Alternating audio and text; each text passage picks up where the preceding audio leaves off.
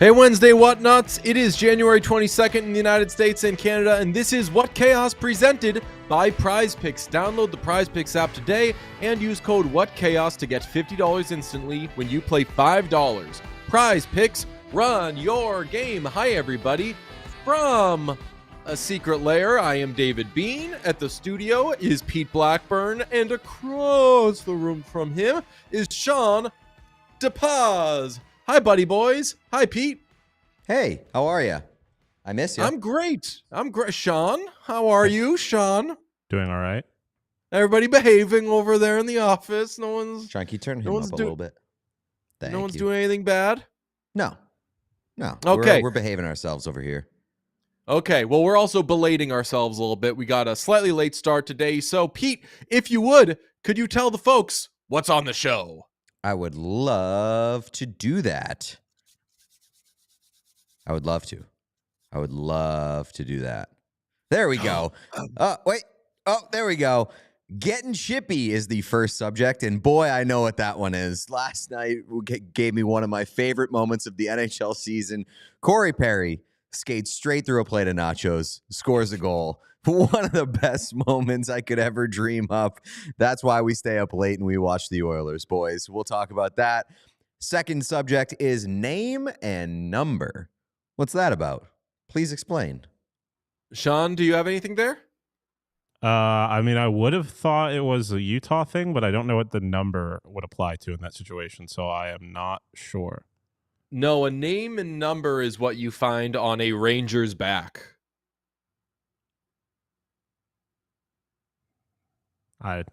It's not doing it for me. I have no idea what to do with that. If you took a Ranger, let's say you take Chris Kreider, on his back is a name, Kreider, and his number. Mm-hmm. So the Ranger's back. Ranger's back? Question mark? Did you put it together? No. Like the Rangers are back. You find the name and number on the back. Yeah, but name and number could apply to famously, the Rangers are the only team in the NHL who have names and numbers on their back. I agree with you. Got it. I just finally was able to get where he was coming from. There's no possible way I could arrive at that conclusion based off of what is given to me. The last few days are just getting ridiculous. All right, why don't you keep going, Pete? Let's see if you can get this next one. I made it a little easier. Give me a shot here. The third subject, CJ on the trade chatter. I've got a great idea of what that one is. Chris Johnston is going to join us later in the show to talk about some of the trade rumors going around right now, what might happen at the deadline. He's the best. We love him. So excited to show you guys that chat. And then finally, nothing further. I'm not totally sure what that one is. Nothing further, Your Honor, maybe, about the Utah Hockey Club and they're being cucked in court over the Utah Yeti's name? No? It does suck because I did put on the rundown and tell everybody we're talking about the Utah Hockey Club and their court situation. I just didn't put that in the today on the show. Nothing further is maybe me stepping out of my depths and making a decision for everybody. Today is the last day we will talk about Connor McDavid's suspension fallout and the plight of Connor McDavid and all of it. Today is the last day we're going to hit on it. I would love for that to be true. I don't have a lot of confidence and faith in that being true, and that has nothing to do with you. That has everything to do with the reaction to what's happened. We should have been done with this like 2 days ago. As soon as the suspension came down, great. Would love for that to be the end of it. The Oilers putting out a statement yesterday, and we'll get into this later in the show, But the Oilers putting out a statement yesterday was so fucking unnecessary and so fucking embarrassing that they felt the need to do that. Slight foreshadowing. I think I might be turning on the Edmonton Oilers. Turning on? Turning on. Nice. I like this development. Well, fuck it. No, we can start there because that was going to be the second thing we were going to hit. Let's just get this out of the way. And then, yes, people are going to keep adding stuff to this story, but I just want to be done with it. He's not appealing. It's over. Just, I can't do it anymore. But we do have to address that the Oilers put out a statement, and the statement was the Oilers organization is disappointed, and we share in our fans' frustration over the 3-game suspension of our captain, Connor McDavid. We support him through this process, and the organization and our fans look forward to having him back in the lineup versus Seattle this week. Two takeaways from this. Two strong takeaways from this. One, teams, do not put out statements if you don't have to. If you volunteer your take on something, it's almost always going to be embarrassing because nobody wants it. And the second thing, and this was really a realization I had, I texted with CJ a little bit about this. There have been no winners in this thing. Everybody in this has been a loser. Oh, I disagree. Everybody looks bad. Canucks fans look bad. The Oilers obviously are losers in this because they lose their captain and then they put out this cringy statement. Anybody who thinks that they're dunking on Connor McDavid looks stupid. I haven't gotten one moment of this other than Bob where I'm like, that's pretty cool, or that person's being pretty fun here. I got a clear winner, and it's probably the only winner, but it's a clear winner. It's Connor Garland. Connor Garland took away Connor McDavid, didn't get in trouble for it at all, and now like he is an effective pest who got, number one, took Connor McDavid out of the game late in the game to win the game, and then number two, got Connor McDavid suspended. And so, I guess as like a third positive, got Tyler Myers off his team for like 3 days. I meant of this whole conversation, but yes, of that play, we've said before, kudos Connor Garland, excellent job. But any word I've heard spoken about this, and certainly anything I've seen posted on social media, I don't think, and I'm putting myself in this group, anybody who's weighing in on this and offering their brilliant take or their grandstanding position looks really stupid and sounds really stupid. Like Canucks fans, just like, stop. You won. Let the bad things happen to the Oilers. Why would you make yourselves look dumb in all this? Don't do that. Oilers fans, I love you. We know that Connor McDavid does not get his opponents called. He doesn't draw enough penalties. Like, we all know that. The information has been put out there. Can we just be done with it? Yeah. And to your point, like the NHL team should definitely not put out statements when they don't have to. But if you're going to, at least say something. Like the Oilers statement said nothing really. It was just word salad. It got compared to the Rangers statement about Tom Wilson a couple of years ago. That one right there.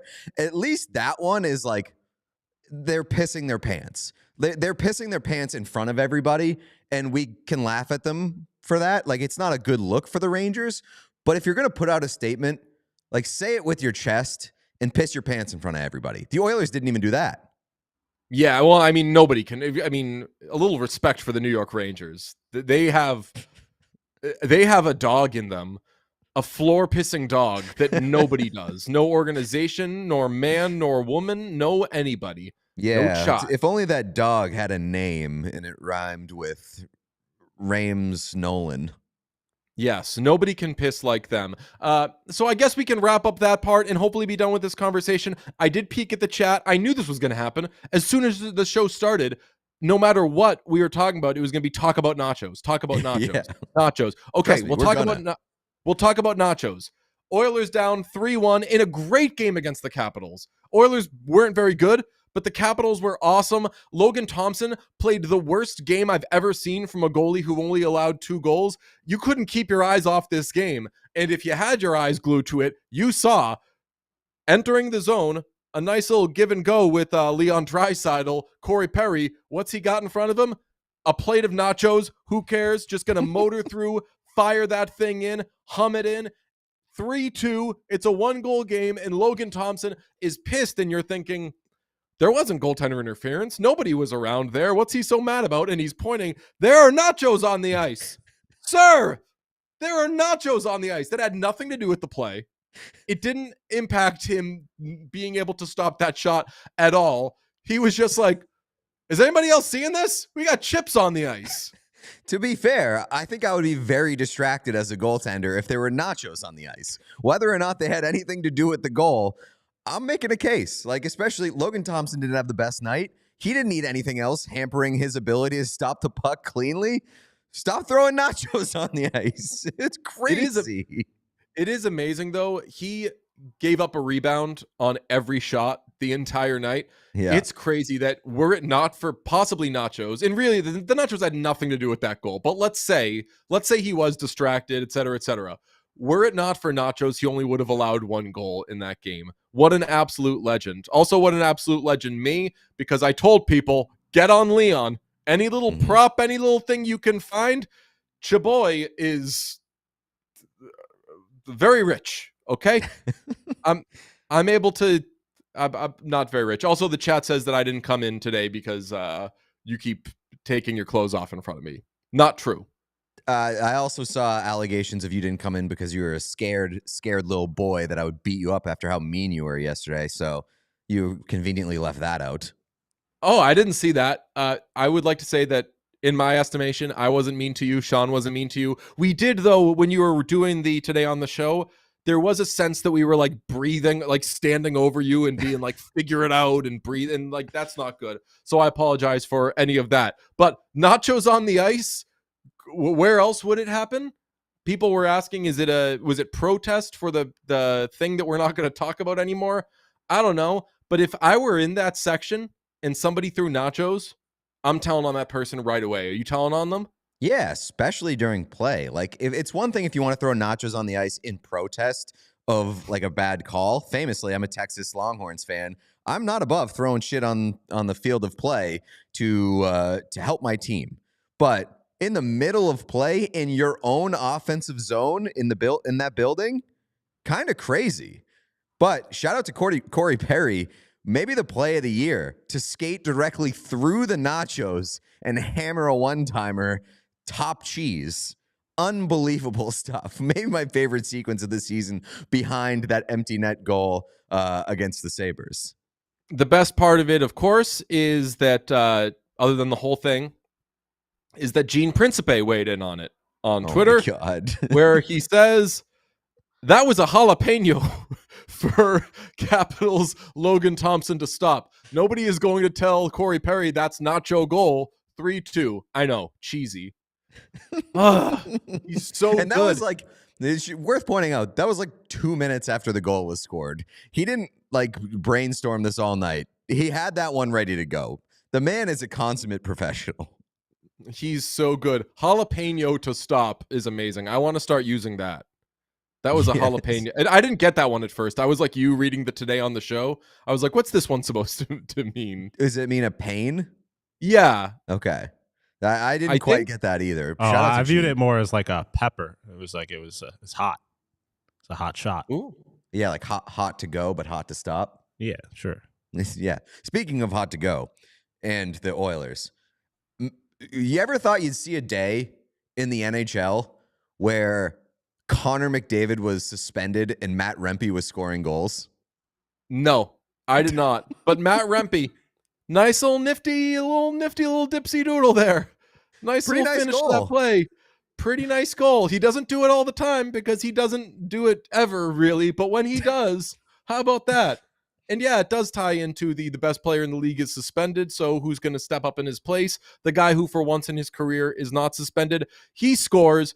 The Rangers continue their 9-game point streak. Igor Shesterkin gets back-to-back shutouts against wildcard candidates. And don't look now, but the New York Rangers are not in the playoffs. But I don't know. They're not like, they're less out of it than they were before. That's true. I mean, they're like, a couple points behind the Bruins at this point in time? They're right around the Bruins, yeah. And they didn't win a game for like 2 months. So pretty good or pretty bad for the Bruins, depending on how you want to look at it. But the Rangers have been playing much better recently. Not an absolute disaster. So, like, if Matt Rempe learns how to score, shout out to them. If they get JT Miller, shout out to them. What? Rangers are 2 points behind the Bruins with one less game played. So they're right there, man. This is crazy. Since the start of this point streak on January 5th, the Rangers have the most points in the league, 15, second best points percentage behind the Capitals. They're fourth in goals for per game, seventh in goals against per game, which is confusing to me because they just had back-to-back shutouts. What are they doing those other nights? Fourth best power play at 36.8% and eighth best penalty kill. So they're top 10 in everything, in winning games for the most part, getting points at least. I know they've got a lot of one-pointers in there. They lost in overtime to the Canadiens. They lost in overtime to the Stars. They lost in overtime to the Avalanche. So the teams that they're even losing to, you don't fault anybody for losing to the Canadiens. They are just an absolute wagon right now. They get 2 points.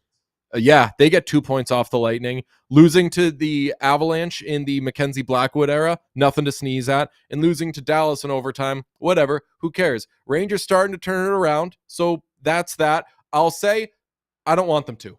I don't want them to make the playoffs. I already like too many teams that have replaced them in my mind and heart. So Rangers, do your thing. I kind of really want like the Blue Jackets to be there instead. I mean, I would agree with that, but I'm not going to turn away a team being in the mix. And like, I want to be able to watch the Rangers. They were unwatchable for a little bit, and you know, I think given where we are at the Eastern Conference last year, like the more teams that you can have actively in it throughout the season, I'll take that. It's also like a nice little reminder that teams just forget how to play for a month and a half span, and it turns out they can be okay. It is crazy that happens. And I mean, it happens in other sports too. Like the Celtics forgot how to play for like a month and a half. It's just wild. It's a long season, and then sometimes you don't got it. And the Rangers didn't have it for a little bit, and they rediscovered it. It's kind of impressive. And this is a team that also has already moved off a bunch of guys. They moved Capo Caco. They obviously moved Jacob Trouba. We'll see what they end up bringing in.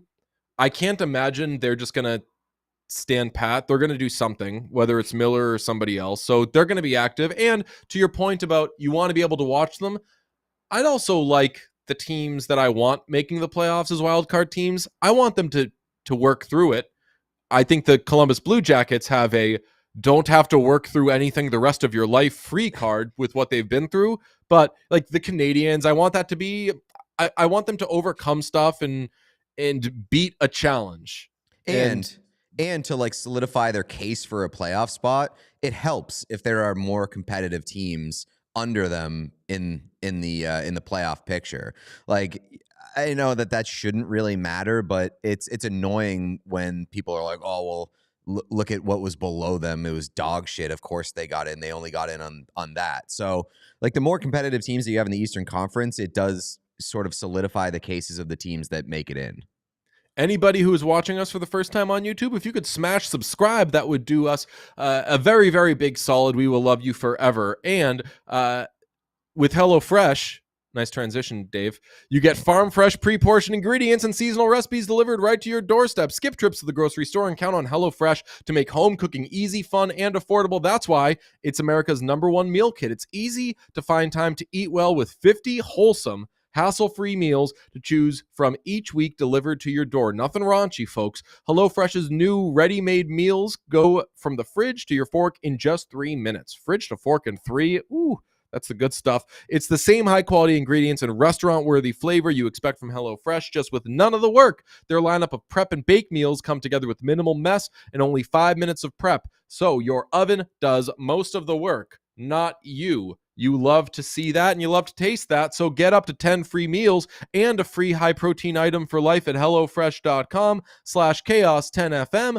1 item per box with active subscription. Free meals applied as discount on first box. New subscribers only. Varies by plan. That's up to 10 free HelloFresh meals. Just go to HelloFresh.com/chaos10FM. HelloFresh, America's #1 meal kit. That's right. Do it. Sick transition. I'm only going to give you a worse transition here to make you feel better because I'm a good friend. Nice. It's what the other side of a best man does for you. That's right. Also, go to Bauer Hockey. Go to Bauer.com because Bauer, our friends at Bauer Hockey, they have a sale page that is absolutely a party right now, and it has been for a little bit. They offer a wide range of discounted product, including skates, sticks, protective gear, and apparel that caters to players of all levels. And anyone who shops there can find significant savings on premium hockey equipment known for its quality, durability, and performance. That page highlights seasonal deals as well as clearance items, and it gives you an opportunity to purchase trusted gear at a reduced price. That includes 30% off Nexus Sync and Easton S17 sticks, 40% off select skates, 25% off select helmets, and 50% off select apparel styles and collabs. I'm ripping. You can't see him because we're on a close-up shot here, but I'm ripping some nice tan Bauer joggers today. They are incredible. I have them. those exact ones. They're amazing, and I love them. They're so good. They've got nice utility. They're a very good in-between pant. Oh yeah. Like they can be disguised as like a dressy enough to wear out and nobody would bat an eye, but also comfortable and durable enough to like hit the gym in them. So exactly, got you the toss best the blazer apparel on with those, and no one's batting an eye. They're probably complimenting your pants. That's right. So go to Bauer.com and hit that sale page. And for you, we'll give you a free shipping code. Free ship WC to get free shipping on your order. And tell Bauer you love them and tell them we sent them to you because we want to keep that partnership going as long as we can. Yes. Just a few minutes ago, we talked to the great Chris Johnston. Here is our conversation with CJ. Let's bring in Chris Johnston of The Athletic, TSN, The Chris Johnston Show. How are you, my friend? I'm doing well. How are you guys this morning? Lovely. Lovely as always. Built like a mini fridge. Oh, no. Yeah, I'd love to know the story there, actually. 2 days in a row, my entire day has been thrown for a loop based off of what happened to me at the gym. Yesterday, it was forgetting that I had a temporary tattoo on my lower back as a tramp stamp and being in the locker room. And today it was being called a mini fridge by a stranger and having to unpack that. What kind of gym are you working out at? Maybe you need this is why we don't go to the gym. A fresh setup there. Yeah, I need to just get a different place, build a gym in my own house, and never leave. Okay, well, Chris, we're going to do a lot of trade stuff here, I suppose, and I know that we'll hit on JT Miller. I do want to quickly just ask, do you think the teams that are going to be active at the trade deadline from a seller's standpoint are different than what we thought they would be? We kicked around yesterday. Should the Blue Jackets really be moving an Ivan Provorov, and should the Canadians really be moving a David Savard? Are the players going to be different than we might have expected? Well, I think certainly we have the conditions where that's definitely possible. You know, with the surge Montreal's had, in particular, since around the holiday break, you know, I do think it does at least present management with a different set of circumstances looking at it. Because I don't think, you know, while they might have liked their team entering the year, I don't think they necessarily thought they'd be where they are now. And you know, they can still let it play out a few more weeks before you have to decide firmly one way or the other. But, you know, they make sense. I mean, does a team like Ottawa end up buying a little bit if they stay in the race? I mean, especially in the Eastern Conference where there's just such a cluster of teams in sort of the wild card position or chasing those spots, I think that there could be some volatility there. You know, but then again, there's a team like the Pittsburgh Penguins who I think are basically selling whatever they kind of have to sell at this point. Regardless. So, you know, there's probably a variety of approaches here. And what makes this whole trade deadline period unique is you have the Four Nations face-off break. And, you know, based on the conversations I've had with people who are going to make decisions on trades, it really feels like you won't see any until after that break. And so, you know, play resumes February 22nd and you have a March 7th trade deadline. It might basically just be a concentrated 2-week window where ultimately the biggest decisions are made. Let's park it on the Penguins for a little bit. Like, do you actually see them having a path to retooling on the fly? Do they have enough assets that hold value for them to be able to do that? It feels like a long shot. You know, I wouldn't, I'll put it this way. I wouldn't necessarily saw Washington being where they are now. I would have thought that, you know, post Ovechkin, post Backstrom, you know, the guys that were part of their great run in their cup in 2018, that they wouldn't be able to bounce back. And so there, I guess, on the optimistic side, you at least have some proof of concept that it's possible. But the problem for Pittsburgh that I see is they don't yet even have the next generation in-house. I mean, they just started to make some top, you know, picks. They're going to amass that prospect pool. In the short term, of course, their priority is actually to trade for NHL players. They're not looking to dump off, a Marcus Pettersson just to get a first round pick, which, that's a pretty long window, generally speaking, before that pick actually becomes a player for your team. They're going to try. I don't know if it's possible. It feels a little bit like a suicide mission on some respects, but I mean, this is what Kyle Dubas signed up for. I mean, it's rare that a GM gets a 7-year deal, as he did, or GM president in his case. And so it was done with sort of a wide window to try to maneuver, and they're going to attempt to do it. But, I'm a little bit skeptical just because we're probably looking at their third straight year out of the playoffs, and they still don't have, as I mentioned, that next generation that's willing to push them up. The 23 to 26-year-olds that are changing things in Columbus right now, for example, Pittsburgh just doesn't have those players. Yeah, the retooling thing, just you need to have either a bunch of young players coming like the Capitals did, or you need to, we talked about it yesterday, have a situation like Boston did a couple of years ago where David Krejci just basically comes back for free and you're gifted players. So I think we can all agree the Penguins' mission right now is maybe a little unrealistic. So should there be more players on that list that we saw yesterday, which was basically they're going to trade everybody except for Crosby and Malkin and anybody who actually might have value? Should they actually be looking at those real pieces? I think that conversation comes in the summer, and it's probably too soon for me to say where that lands. But you're not moving a Crosby in season. I don't think there's any circumstance where he would let that happen, where they even want to broach the subject. It's just off the table entirely until they played their last game of the 24-25 season, and then I think you look at where you're at, and maybe they get to a point, or maybe he gets to a point, specifically Crosby, because I think he's the most appealing piece there, even for other teams, if they ever did choose to move him, and you go from there. But in season, you're going to do what you can. You move players like Marcus Pettersson. I know Drew O'Connor. There's certainly players on their roster that I think they're going to be able to trade out. But you're correct in assessing it's probably not going to be foundational shifting moves, and I think that those ultimately, if they ever happen, will be summer decisions, and we still got a few months till summer. Do you see any scenario in which a team takes Erik Karlsson?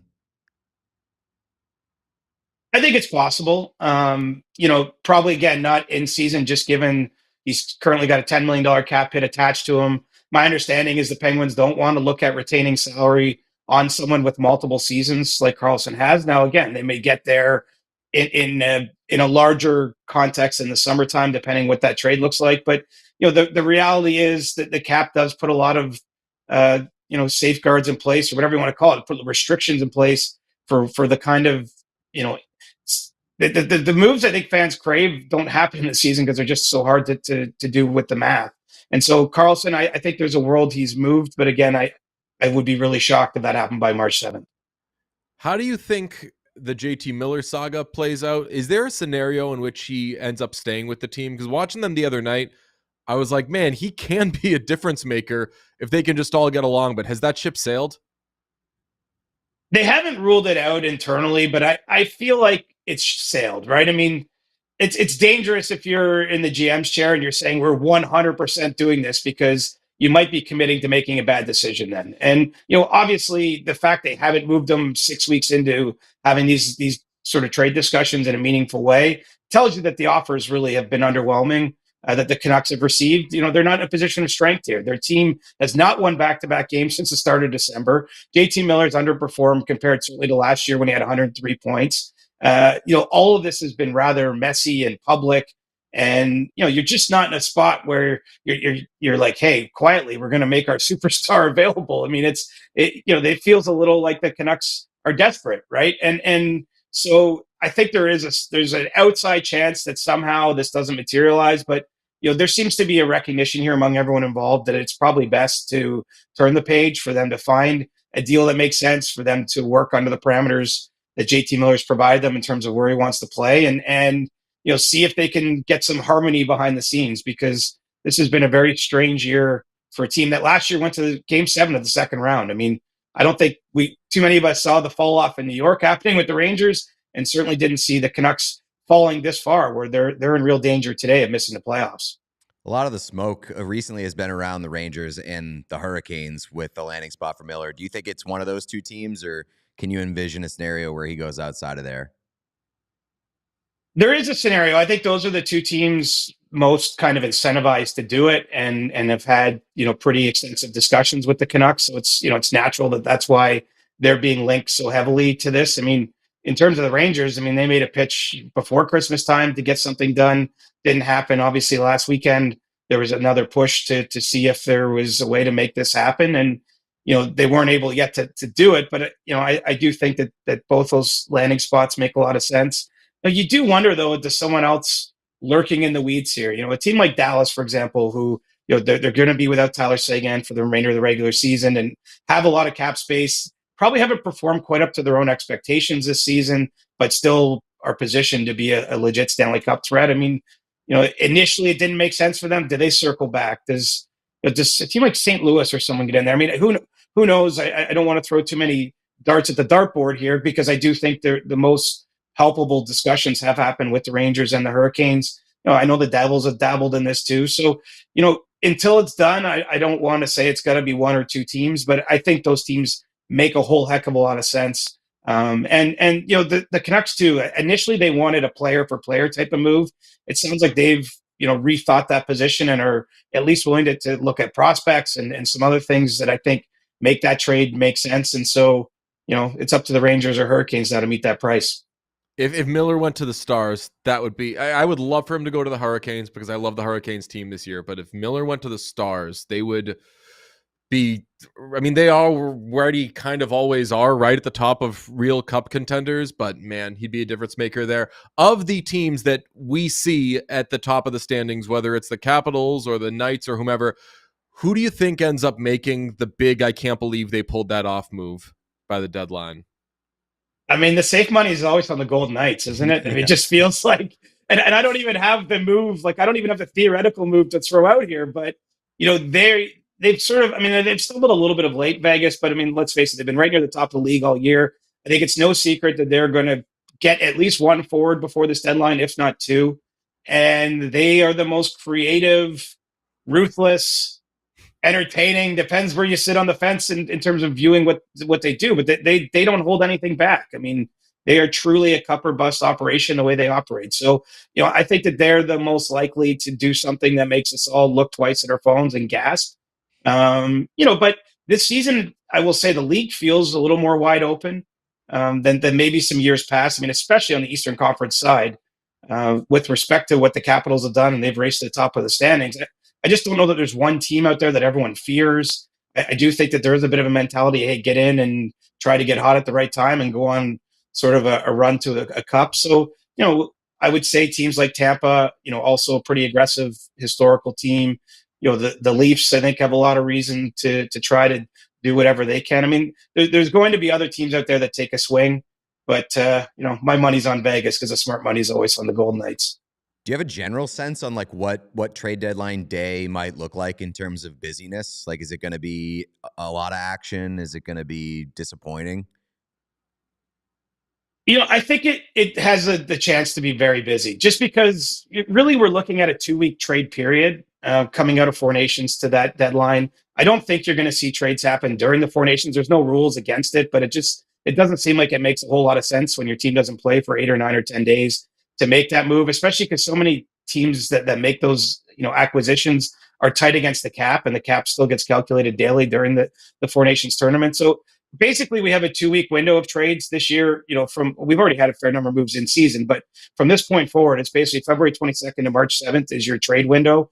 And so, I don't know if the minute the Four Nations ends and Austin Matthews is carrying that trophy around the ice at TD Garden, right. and then if it's going to be a whole bunch of trades in that moment. But if they don't happen right away, then I think you get closer and closer to the actual day having fireworks. So I always cheer for that. I think it's fun if it goes right down to the wire. But let's face it, last year there's some big moves, but most of them happened before the actual day itself.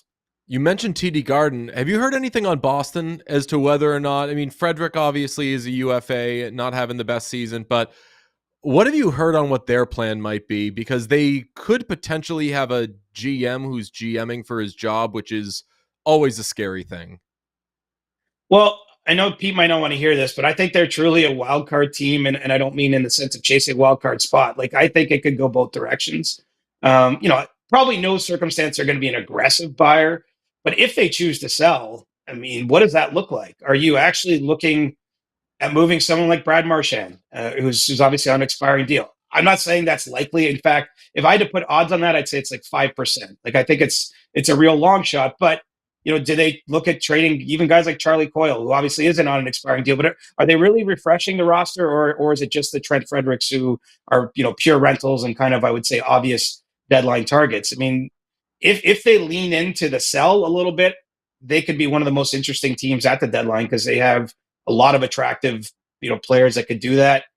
I don't think they've made that decision or that determination internally. I mean, as crazy as it is to say, it probably hinges on what the next 10 to 12, 15 games look like before we get to the end of February. So, it's a different season in Boston. Certainly been a disappointing year for the organization.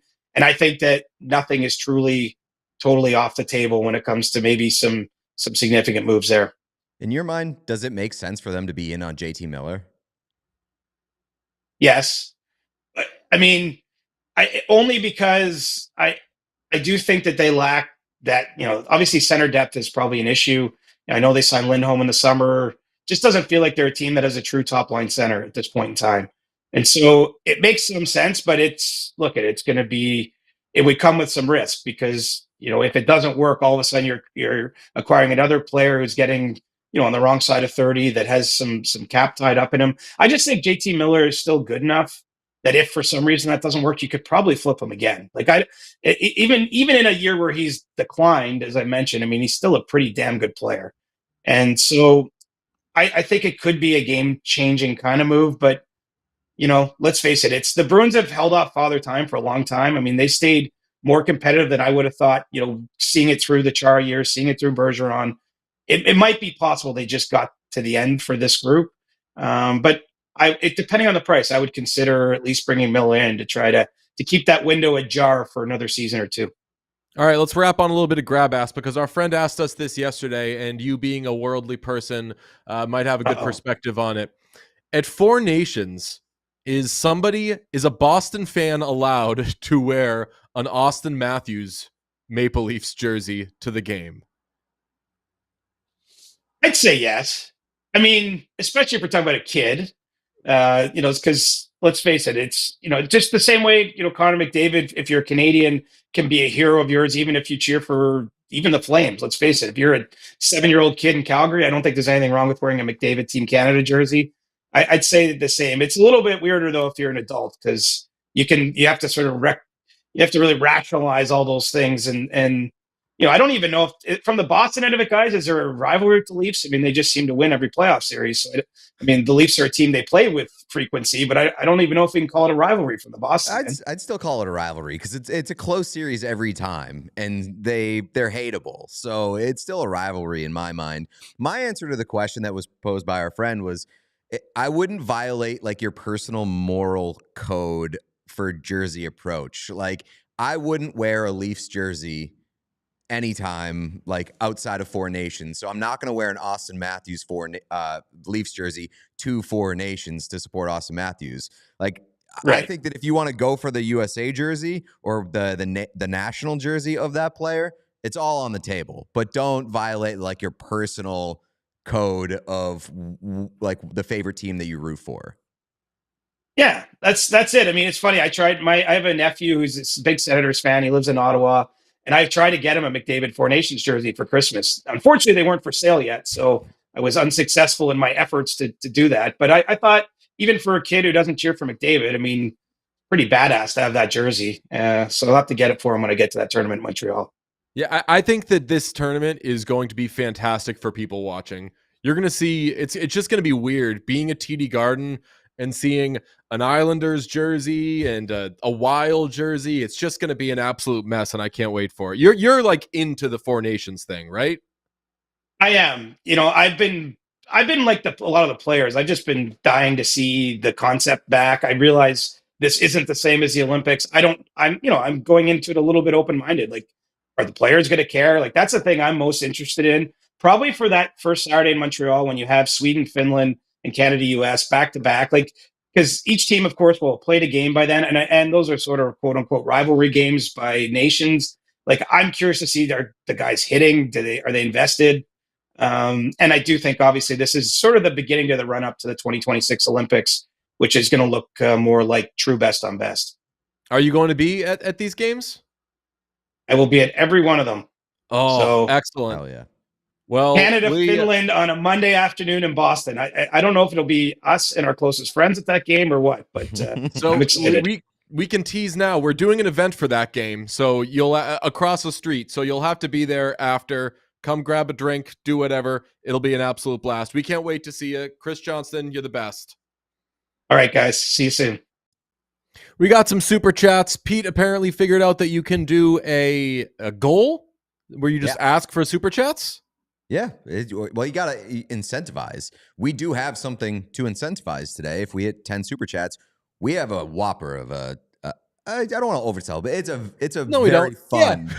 It's a very fun announcement for what's coming on today's show, and brunch fans are going to fucking love it. Tomorrow's show. Sorry. Yeah.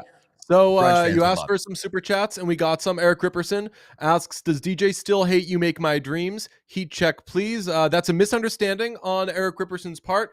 Brunch devotees will remember that I slagged Pete for saying his go-to song on a jukebox was You Make My Dreams by Hall & Oates. And my contention at the time was, that's a silly way to spend money when you can just wait and hear that song. There should be certain songs that maybe you deprioritize because they're going to be played all the time. I no longer like that take of mine. I think if you want to hear the song, hear the song. Who cares? Whatever. If you got money like that, I still will probably never pay to hear You Make My Dreams because I don't have that kind of money. But I'm definitely not going to slag somebody for doing it. Hope that cleared that up. The love of your life says, I'm doing my part. I got my Say Doing From Flip says Vineyard Nights 2, another night on the vineyard. Maybe someday. Everybody listen to Vineyard Nights on your music listening places. Pod goals, friendship goals, nacho goals, says Stacy Faye. Terrific. Zenoch says McDavid suspension talk instead of Siplikov talk. We never did talk about Siplikov getting suspended, which was kind of crazy, especially given the circumstances, which was the play was reviewed after giving him a major. Then they decided there was no penalty, and then he got suspended. Insane. Yes. Sean says, is the show named after Doc Emmerich? It is. Katie O'Keefe says, go Avs. Empty Net Papi says, shout out Anadua. I agree. Tessa says, did Anadua do something? Is she in trouble? I don't think so. I think it's just an Anadua appreciation super chat. So I was gonna say, if she just did something controversial, whatever. We stand with Anna. The worst food take you've ever seen. And I was gonna say, Anna does things that are controversial. Nachos and McDavid, yap. The Fleet are home. That's what I'm talking about, Tessa. And Stan says, take my damn money. That's pretty nice. Thanks to participants, we achieved the goal. Tomorrow will be the first installment of something we've wanted to do called the Jakub Lauko Movie Club. Jakub Lauko is going to come on and review movies with us. Yeah, buddy. And the first installment of Jakub Lauko Movie Club is perhaps the wildest movie we could ever choose for the inaugural installment. We will be reviewing The Substance with Jakub Lauko tomorrow, and boy, it's a good time. So shout out to Lauko, shout out to OG Brunch listeners. You know how our movie reviews go. They're wild. It's going to be a fun episode. It's great. And Jakub is pretty unhappy during this initial segment or this initial foray. Somebody is even more unhappy than him, though. So you're going to want to see it. It's going to be incredible. Jakub's the best. So that's that. A thing on trade stuff. Last year, we were beating the drum of, hey, Seth Jones, trade for him. If you're a team and you got the dough and you got designs on making a deep playoff run and you really want to be serious about this thing, why don't you add a minute munching defenseman? Well, we were a year early on that, but the Chicklets guys yesterday, I believe, said that they're hearing that Seth Jones is on the trade block. So win for us. Chicklets, please credit us. We were off and wrong, but we were on this. Yeah, I mean, you were on it before anybody on the planet, I think. I think that sometimes you have a take that is so not crazy, but off the beaten path and so early that you get criticized for it. And it ends up being right, being true. And I think the Chicago Blackhawks probably helped you a little bit there by still being ass. And so Seth Jones perhaps on the trade block because of that. But the idea of a Seth Jones trade now does really, really intrigue me. And I think that it would be possible, especially with the team that they threw out there as being a possibility, which is the Dallas Stars. Seth Jones going to the Dallas Stars would capital R, capital U, capital L, capital E rule. I would love Seth Jones to the Stars for many reasons. One, because I love Seth Jones, would love to see him be on a contending team. I think he could really help if they retain money. He's not going to be overpaid. He'll be a solid, like, I don't know, they said $5 million defenseman. If you get Seth Jones for $5 million on the cap, oh yeah, I would absolutely take that on a playoff team, especially if you're the Stars and you could use that help. Yeah, I mean, I would love that if I were the Stars. Blackhawks, I don't know if they can eat $4.5 million on that thing. So that contract why stinks, not? baby. They're And not we close. love Seth Jones. What's that? So why not? They're not close. Yeah, but is it more worth it? I mean, depending on what you're getting back, because if you're trading him and eating $4.5 million, I'm actually expecting a good return for Seth Jones because he's a good player. And $5 million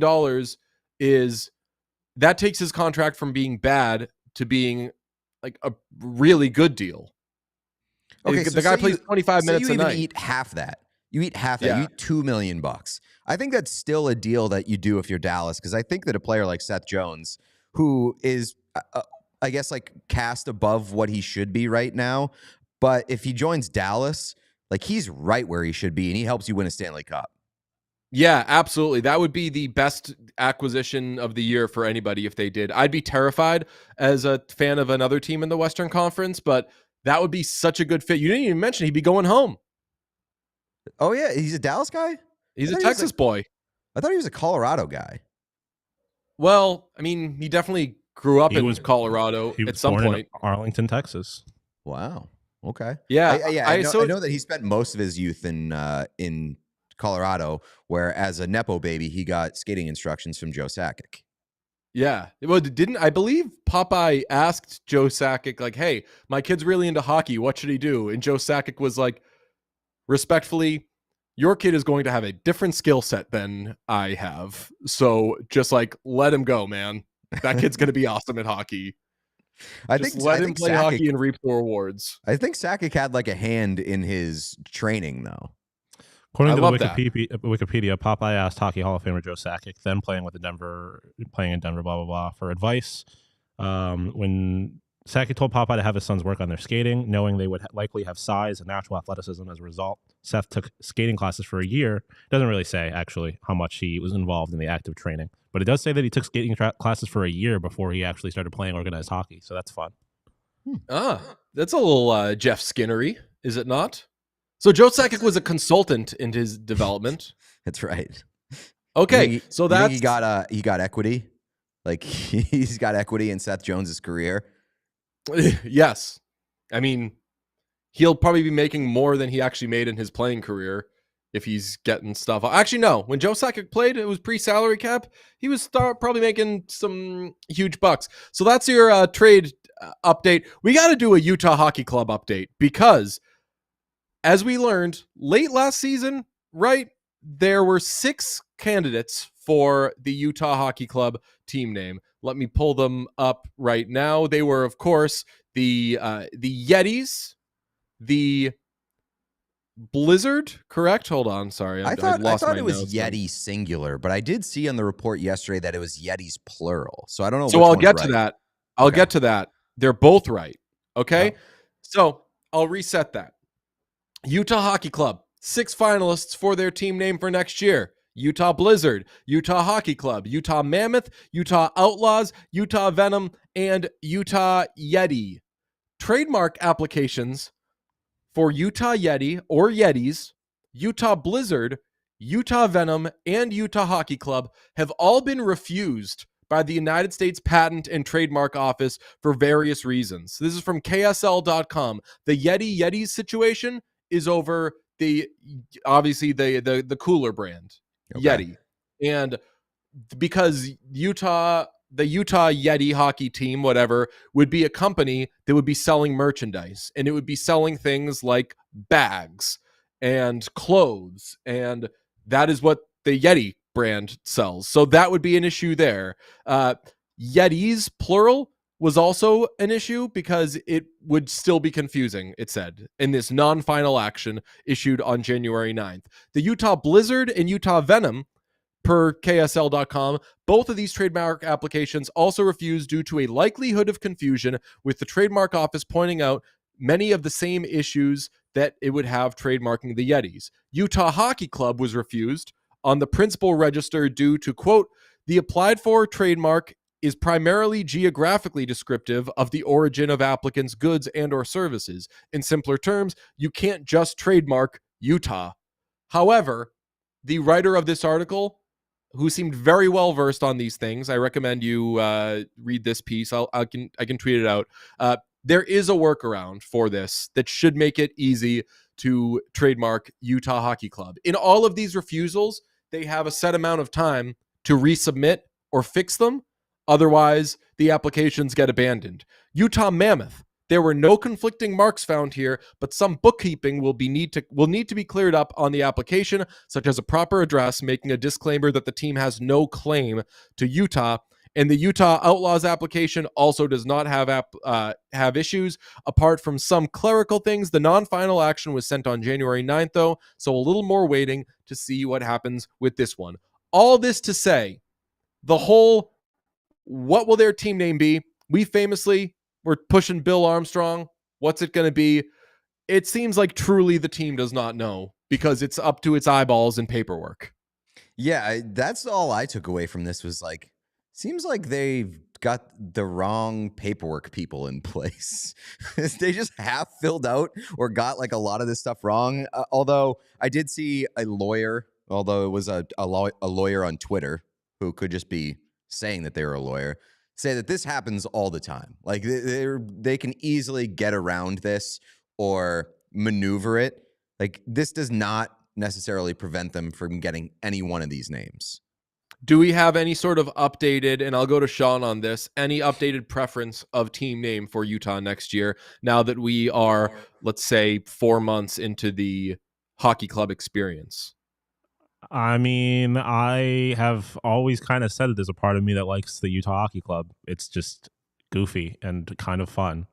Other than that, like the actual names, I think they all kind of suck, to be honest. I guess Mammoth would be my favorite of those, I guess, 5 other names.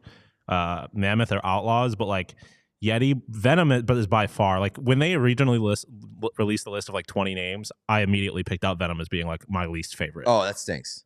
Like stinks. The name stinks. Name stinks. Yeah, okay. Yeah. It's just so bad and just not like at no point ever does anyone hear Snake and think Utah. They should have gone with a dinosaur themed one. Yeah, like Raptors. Like Karel Vejmelka had his mask this week where he had dinosaurs all over it because of the history of dinosaurs in Utah. So if the players are leaning into that, the team should be embracing it. I was gonna say I don't know. Like I did not know that there was like a dinosaur history in Utah, but they clearly do. And the fact that a dinosaur name wasn't even in the top 20 is absurd to me. It's the dinosaurs, I feel like, are such untapped territory in terms of pro sports names outside of the Raptors. Here's my stance that has changed from the beginning. I would like the hockey club to have a remaining presence, but I want them to be called the Utah Clubbers. Yeah. The Clubbers would be a cool ass name in reference to the origin story of hockey club. Oh, so just make them the Utah Clubbers. Utah Clubbers. So my thing last week was no matter what they make the team, it may have been a couple weeks ago, the fans have to always be clubbers. Yeah. Always keep the clubber thing. That always has to be there. I would like if they were just called the Clubbers, I like that because it means that they found this thing and they embraced it. And in year one, there was some sort of magic. I agree with Sean in that there's a million branding potentials with clubbers. You could have like a Yeti with a club. You could have you go in a bunch of different directions with just the term club. Yeah, we talked about sandwiches. Yeah, exactly. So there's a lot of potential there. Okay, I agree with Sean in that Utah Hockey Club is my favorite, and that the two after that I would like, Mammoth and Outlaws. Outlaws, though, you'd really need to impress me with your branding. Like I know that we're not doing guns a lot anymore because too many guns are being done in real life, but I'd want some like pistols on there, like some spinning. I want Bear doing a thing at center ice, all that. If you're not going to do that, I'd understand. Just scrap the whole thing then. I like Hockey Club. I'd love for them to keep it. I love that it's up in the air, though, right now. Let's get to a quick slate grade to wrap up the show. And it is a quick one because there are only 4 games this evening. Boys, we've got the Bruins at the Devils, 7 p.m. Eastern in a Brian Jonta Bowl. And then at 7:30, you've got the Blue Jackets at the Maple Leafs in a David Clarkson Bowl. Jets at Avalanche, 9:30 p.m. Eastern. That's a Michael Hutchinson Bowl. And the Panthers will take on the Kings on TNT. That is at 10 p.m. and it's a Chris Versteeg Bowl. This is an easy A-, but all these games are good. Yeah, I like the structure too. So I wouldn't say it's an easy A-. This is yeah. This is right in my wheelhouse of what I like. Not too many games, good structure, good games. I wouldn't say it's an A, but I think it's closer to an A than an A-. I agree with that. I will retract that and change that in post. Okay, folks. We love you. Thanks for checking the show out, Pete. Yes? Yeah, we got a couple more super chats, and you did we have an update on the Nacho situation that I think that we want to get to before we leave. Of course. Oh, God. We have another super chat from Love of Your Life. Says, can you guys also review a movie? And I'm afraid to say that knowing the Love of Your Life. That's more words than I've ever read of a Love of Your Life super chat. Love you, friend. Mike says, speaking of Blackhawks, can one of you investigate why no one on the team wears clear tapes on their socks? I'll hang up and listen. I mean, we've investigated sillier things. So yes, we'll investigate that for you. Thank you very much, Mike. We'll get right on that. A lot of comments about Seth Jones. We love Seth Jones. Hopefully there will be a Seth Jones jersey on set very soon. I have sent it away to get a little bit of surgery from our friend Ben at Genius Jackets. Pete, thank you for reminding me. We do have this little bit from post-game of Capitals Oilers. I know you took blame for it, but that Perry goal, I don't think it was not your fault. Appreciate it. That's a good one. Thanks. Thanks, guys. 2 things. Gene remains the goat of all goats. And Sean, I tweeted this yesterday. Were you into that goalie matchup with the hair of Logan Thompson? Yeah, I mean, I didn't really watch this game. There was a more important game between an American team and a Canadian team going on last night, by which, of course, I mean the Buffalo Sabres beating the Vancouver Canucks. But yeah, I mean, I like as I've established, I like goalies in particular to have long hair. I'll also give you 30 seconds on this. You told me you might be out on the Edmonton Oilers. Oh yeah, I mean, just shut the fuck up, respectively. Like, stop crying so much. You have the greatest player of all time. Relax. Well, not right now. Well, true. Well, yeah, they still do. Leon was pretty good last night. They're the greatest player in the world right now. Yeah, it's just they're missing the greatest player of all time. It's just like I get it. No one is attacking Connor McDavid outside of like literally Connor Garland attacking Connor McDavid, I guess. But like the NHL knows that Connor McDavid is the best player that they have, and it's just like the whole discourse around it from McDavid defenders is annoying me. And it's starting to become, I've used this comparison many times, a Taylor Swift situation where it's like, I don't have anything against you in particular, but the way people are talking about you is going to make me hate you. And I can't do anything about that. That's all on you. I think that I want the Oilers to be a little like pissy in subtle ways. Not so like box office pissy the way that they were yesterday. Tone it down a little bit.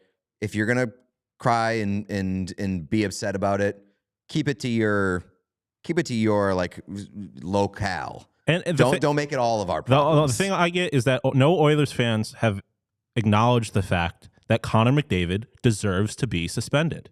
Well, like, I think I think most of them know that. They don't talk about it like that. They keep talking about how Connor McDavid is being mistreated by the NHL. It's like he cross-checked somebody in the head.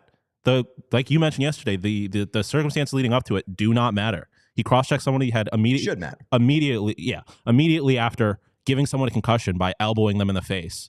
Like, he deserved to be punished and got the punishment he deserved. I don't think I don't think he deserved 3 games, but it's what I said yesterday about putting the defendant on the stand thing. It's just that when you talk about how if you don't like Connor McDavid and you say, let's have the conversation about how Connor McDavid is treated, then you open it up and then you get what you have gotten, yes, Sean, from Connor McDavid defenders, which is like, all right, if we really want to talk about how he's treated, here's how he's mistreated. And yes, that does sound very whiny. I've had too much of this conversation. The one thing that I do want to mention before we leave is that Logan Thompson in that interview did say, previously to the Gene joke, did say that he was distracted by the nachos. So how could you not? Oh no, he was saying from the jump, like, this happened because of the nachos. The ref was like, I've been watching you all night, brother. That did not happen because of the nachos. You were overdue to let in that one. Another fun glad update. It happened. The 4 Nations teams are finally in the NHL eSports NHL game as of today. Well, I'm glad they fixed that. No, they've got plenty more things to fix. Before we get out of here, please like and subscribe to the YouTube channel. Hammer that like button right under the video player. It's the thumbs up button. That is the official like spike call for the day. Appreciate everybody who tuned in today. It seemed like we had a couple new people in the chat. There was a little bit of pocket watching. I wasn't too big of a fan of that. But shout out to the new people that are here. And if you're not subscribed to the YouTube channel, please do that. And we are also on podcast platforms, so you can go there, listen there, give us 5 stars, all that good stuff. We will see you tomorrow, in which an episode that we debut the Jakob Blauko Movie Club, and we'll be reviewing The Substance. It is going to be the best. We'll see you then. We all silly like the mayor.